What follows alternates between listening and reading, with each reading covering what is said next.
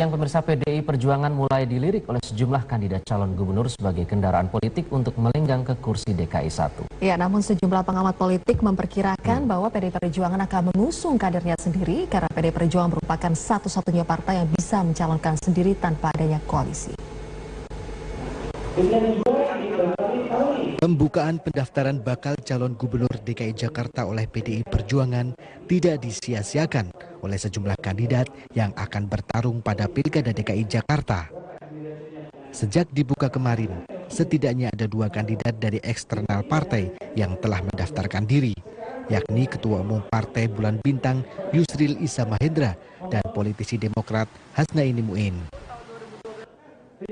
Yusril optimis akan mendapatkan dukungan dari PDI Perjuangan dengan alasan kedekatannya dengan Ketua Umum PDI Perjuangan sejak lama. Dari dulu ya PDIP itu dengan saya sangat baik hubungan dan tidak pernah terjadi masalah apa-apa. Dan tadi juga diceritakan Bu Mega jadi presiden, saya jadi menteri kehakiman, sangat beliau percaya dan tidak ada satu cacat atau kesalahan apapun yang saya lakukan selama saya menjalankan tugas sebagai menteri kehakiman, membackup presiden pada waktu itu. Sementara wanita emas Hasnaini Muin mengaku tertarik mengikuti penjaringan PDI Perjuangan karena PDIP merupakan satu-satunya partai yang memiliki tiket untuk mengusung calon sendiri tanpa melalui koalisi. Jadi saya memilih mendaftar ke PDIP seperti itu. Kursinya tidak cukup, jadi tidak menutup kemungkinan PDIP dan Demokrat bisa saja berkoalisi, dan ada juga PKB yang kita sudah intensif untuk ada 4 partai lah, nanti satu lagi nanti Golkar. Sebelumnya, calon gubernur incumbent Basuki Cahayapurnama juga disebut-sebut meminta restu dari Ketua Umum PDI Perjuangan Megawati Soekarno Putri pada Pilkada DKI 2017. Ahok bahkan mengaku sangat dekat dengan PDIP, khususnya dengan suami Megawati, mendiang Taufik Kemas. Terkait penjaringan yang telah dilakukan PDI Perjuangan, Ahok menyindir langkah Yusril Iza Mahendra yang meminta dukungan dan minta diusung oleh PDI Perjuangan. Ya bagus aja lah. Tapi ini pertama dalam sejarah aja ketum partai nggak dapat suara ngelamar ke partai lain, seru juga nih. Pengamat politik Samsudin Haris memperkirakan PDI Perjuangan tidak akan mengusung kandidat dari luar partai sebagai calon gubernur DKI Jakarta. PDIP lebih baik mengusung kadernya sendiri yang telah terbukti memiliki kemampuan memimpin suatu daerah. Saya menduga kuat, kecil kemungkinannya, sebab bagaimanapun PDIP akan lebih mengutamakan kadernya, kader PDIP itu sendiri. Entah siapa, mungkin Pak Jarod mungkin, atau Bu Risma, walaupun kemungkinan itu pun kecil, atau yang lain. Hingga kini PDI Perjuangan masih melakukan penjaringan dan penyaringan terhadap bakal cagup DKI Jakarta untuk kemudian diseleksi berdasarkan kriteria dan syarat yang ditentukan oleh partai. Nantinya, hasil dari seleksi tersebut akan diserahkan ke DPP Partai PDI Perjuangan untuk kemudian diputuskan oleh Ketua Umum PDIP Megawati Soekarno Putri. Dari Jakarta, Tim Liputan Metro TV. Sejak dibuka Kamis lalu, sebanyak 6 orang dari eksternal PDI Perjuangan mendaftar sebagai bakal calon gubernur dan wakil gubernur DKI Jakarta. Ya, ada rekan Nadia Atmaji yang akan melaporkan selengkapnya langsung dari kantor DPD PDI Perjuangan Jakarta. Nadia, bagaimana perkembangan penjaringan bakal cagup dan juga cawagup di DPD PDI Perjuangan DKI Jakarta sejauh ini? Iqbal, hingga saat ini ada 6 orang yang mendaftar dalam proses penjaringan yang dilakukan oleh Dewan Pimpinan Daerah DKI Jakarta untuk Partai Demokrasi Indonesia Perjuangan atau PDI Perjuangan ini. 6 pendaftar ini terdiri dari 4 yang mencalonkan sebagai bakal calon gubernur DKI Jakarta dan 2 orang sebagai bakal calon wakil gubernur DKI Jakarta.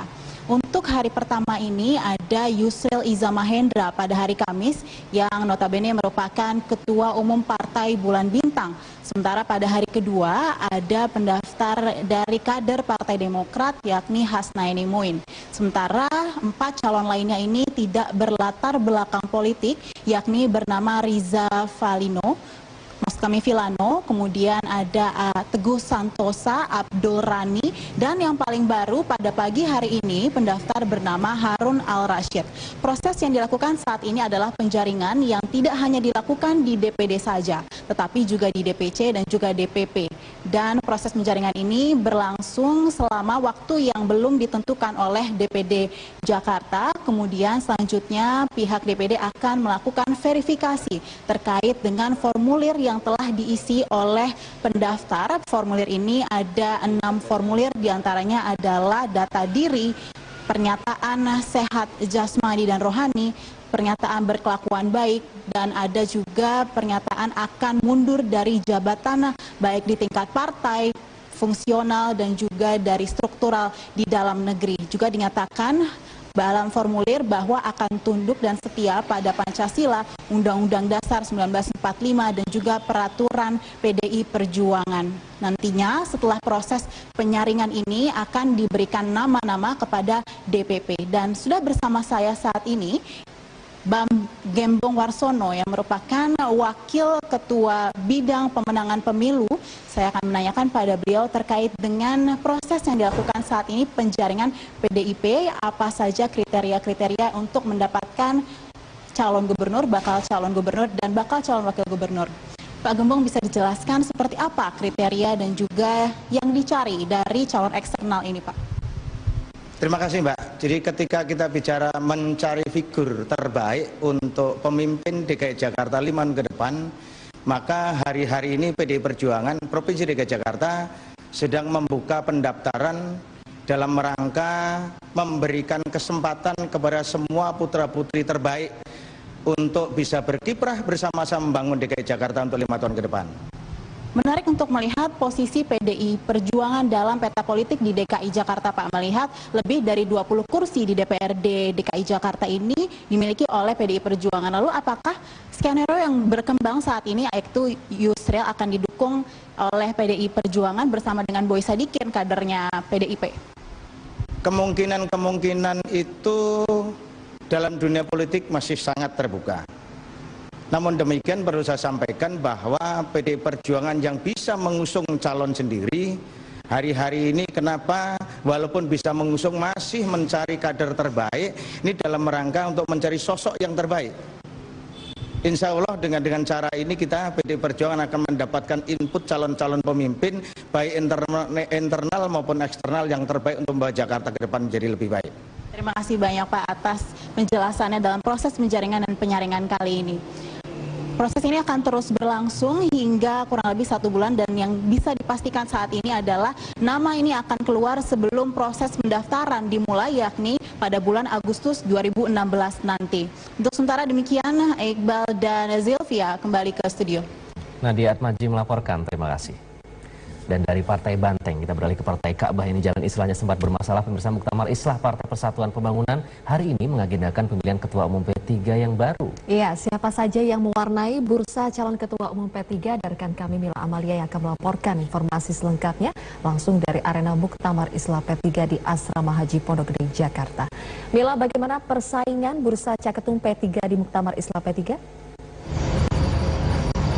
Ya, Zilvia, hingga saat ini pembahasan mengenai nama dari calon ketua umum partai P3 ini belum dimulai, atau nanti ini dimulai sekitar pukul 1:30 siang. Namun berdasarkan hasil pembahasan yang sudah dibahas oleh seluruh peserta Muktamar ke-8 yang dilakukan kemarin, ada setidaknya 8 nama yang dijadikan sebagai calon ketua umum dari partai atau P3.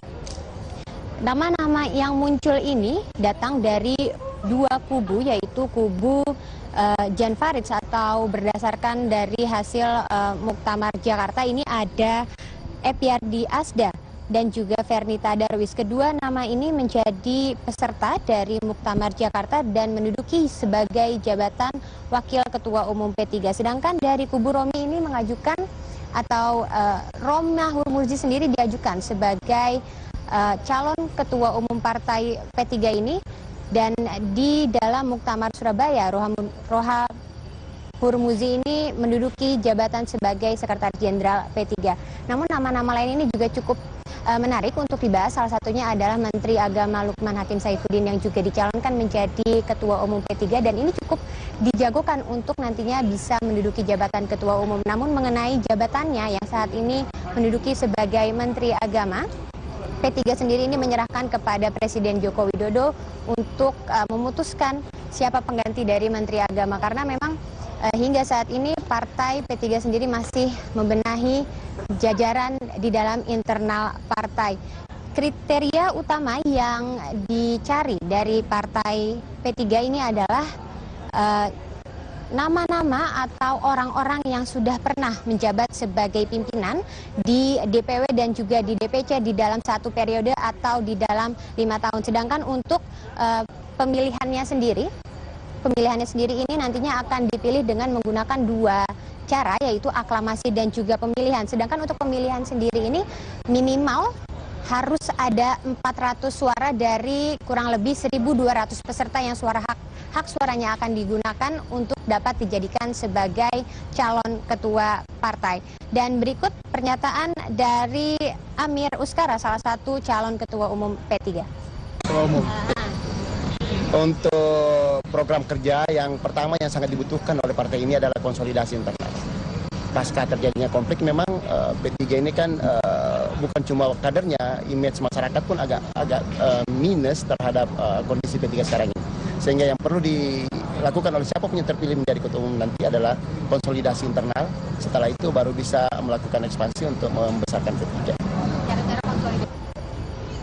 Untuk mengenai proses pemilihan nama calon ketua umum ini masih menjadi perdebatan di dalam atau di antara para peserta dari Muktamar ke-8 ini, dan nantinya kita akan menunggu hasilnya sekitar pukul 1:30 siang saat rapat paripurna tersebut dimulai. Untuk sementara demikian, Zilvia kembali ke Anda. Mila Amalia, terima kasih atas laporan Anda. Ya, pemirsa, Ketua Umum Partai Nasdem Surya Paloh mengukuhkan pengurus DPW Partai Nasdem Sumatera Barat. Ketua Umum Partai Nasdem Surya Paloh mengajak seluruh elemen partai untuk konsisten menjalankan nilai-nilai Partai Nasdem.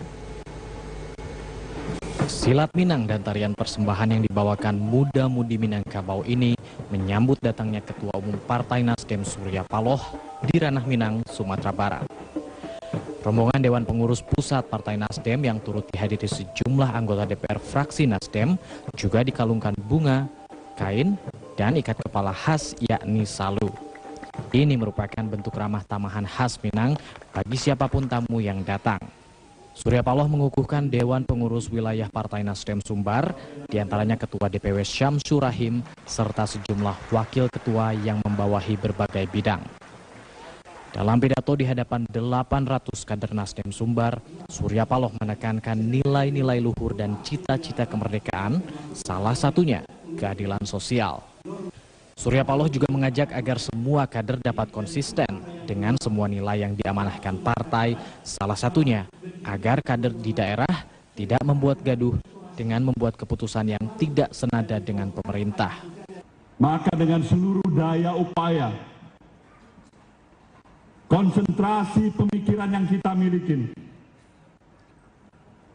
kita berupaya sekuat tenaga kita agar jalannya roda pemerintahan yang dipimpin oleh Bapak Presiden Jokowi dan Yusuf Kala ini insya Allah harus sukses.